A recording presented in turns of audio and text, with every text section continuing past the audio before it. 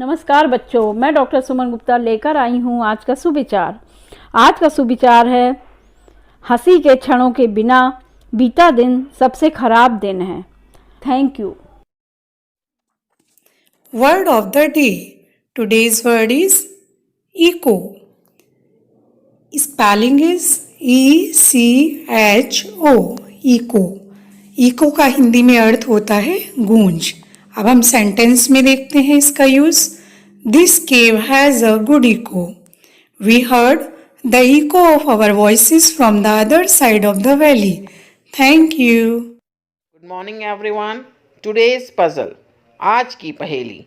डिब्बे पे डिब्बा, डिब्बे का गांव, चलती फिरती बस्ती, लोहे के पांव। आइए दोबारा सुनते हैं। डिब्बे पे डिब्बा, डिब्बे का गांव, चलती फिरती बस्ती, लोहे के पांव। सोचिए सोचिए, क्या है इसका उत्तर?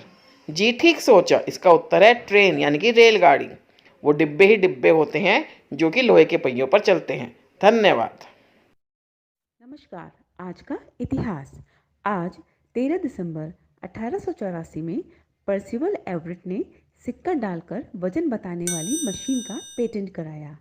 आज के ही दिन 2001 में दुनिया के सबसे बड़े लोकतंत्र भारतीय संसद पर आतंकियों ने हमला किया था। धन्यवाद। सुप्रभात। प्रस्तुत है आज का विशेष। 13 दिसंबर 2001 संसद पर हमला। इस दिन एक सफ़ेद एम्बेसडर कार में आए 5 आतंकवादियों ने 45 मिनट में लोकतंत्र के सबसे बड़े मंदिर को गोलियों से छलनी करके पूरे हिंदुस्तान को झकझोर दिया था। यह लोकतंत्र के मंदिर को नेस्तनाबूद करने की साजिश थी, लेकिन हमारे सुरक्षाकर्मियों ने अपनी जान की परवाह ना करते हुए इन आतंकियों के मंसूबों पर पानी फेर दिया था। धन्यवाद। जय हिंद, जय जवान।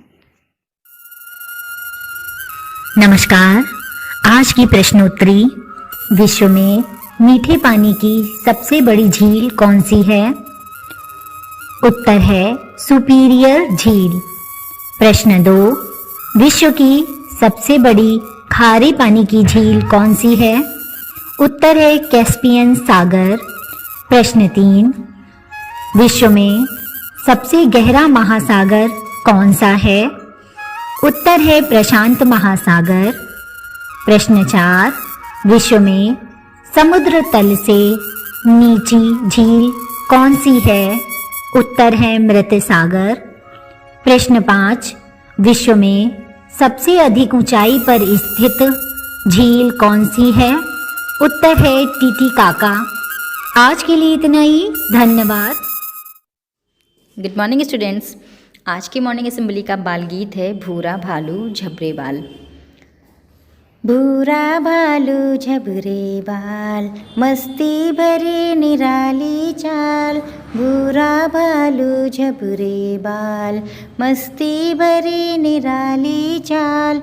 देखो डाल गले में आया धारी वाला लाल रुमाल। देखो डाल गले में आया धारी वाला लाल रुमाल। भूरा भालू झबरे बाल। Okay, thank you. सुप्रभात बच्चों, प्रस्तुत है आज की कहानी। आज की कहानी का शीर्षक है हतोत्साहित मत होना। एक दिन एक किसान का गधा कुएं में गिर गया। वह गधा घंटों जोर जोर से रेंगता रहा और किसान सुनता रहा और विचार करता रहा कि उसे क्या करना चाहिए और क्या नहीं। आखिर उसने निर्णय लिया कि गधा काफ़ी बूढ़ा हो चुका है, उसे बचाने से कोई लाभ होने वाला नहीं है, इसलिए उसे कुएं में ही दफना देना चाहिए। किसान ने अपने सभी पड़ोसियों को मदद के लिए बुलाया। सभी ने एक एक फावड़ा पकड़ा और कुएं में मिट्टी डालनी शुरू कर दी।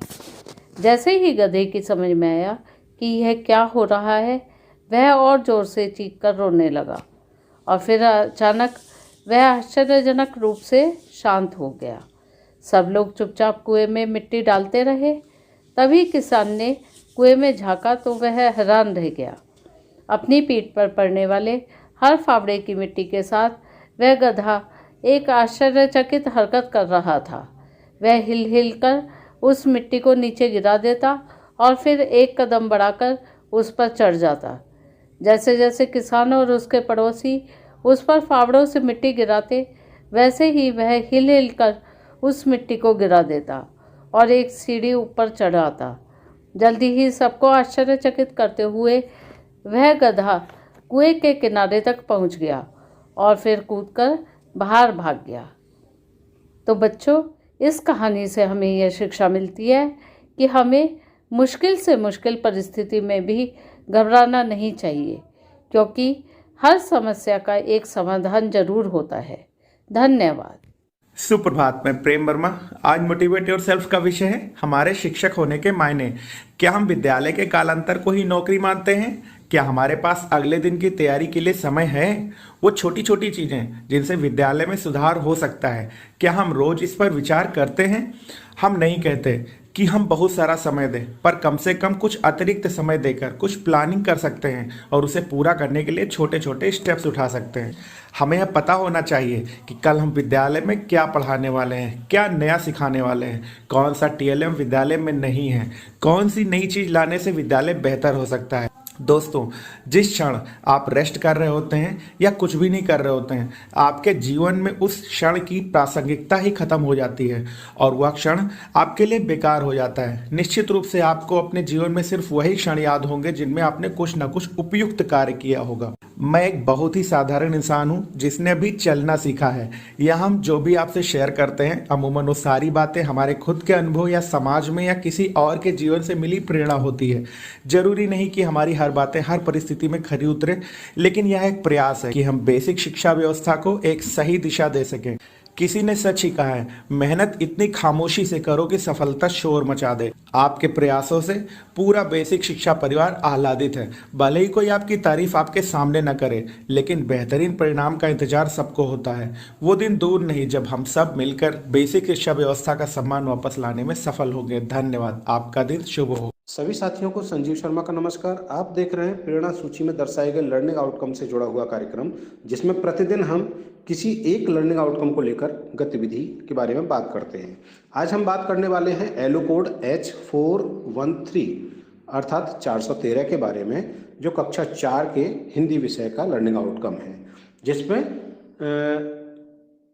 प्रत्यक्ष तौर पर जुड़े हुए प्रश्नों के उत्तर में संरचनात्मक जवाब लिखने से संबंधित ये हमारा लर्निंग आउटकम है। आइए देखते हैं इसको प्राप्त करने के लिए हम किस प्रकार की गतिविधि करा सकते हैं। यहाँ दी गई गतिविधि एक उदाहरण मात्र है। शिक्षक अपनी शिक्षण योजनाओं के लिए ऐसी ही अन्य गतिविधियां तैयार कर सकते हैं। आज की गतिविधि के लिए सबसे ज्यादा महत्वपूर्ण है छात्रों की समझ के साथ मिलकर काम करना। तो इस लर्निंग आउटकम में जो महत्वपूर्ण शब्द प्रयोग हुआ है वो है संरचनात्मक जवाब। शिक्षक सबसे पहले कक्षा को 2 बड़े समूह में बांट लें और संभव हो सके तो कोई एक चित्र पोस्टर पर बना हो सकता है, फ्लैक्स भी बना हुआ हो सकता है, या किसी भी रूप में छात्रों के समक्ष लगा दें। अब इस चित्र को लेकर एक कहानी छात्रों को सुनाना शुरू करें। यह कहानी यदि संभव हो सके तो सुनाते सुनाते बोर्ड पर लिखी जाए तो और ज़्यादा अच्छा हो सकता है। कहानी सुनाएं और सुनाते सुनाते कहानी को बीच में छोड़ दें।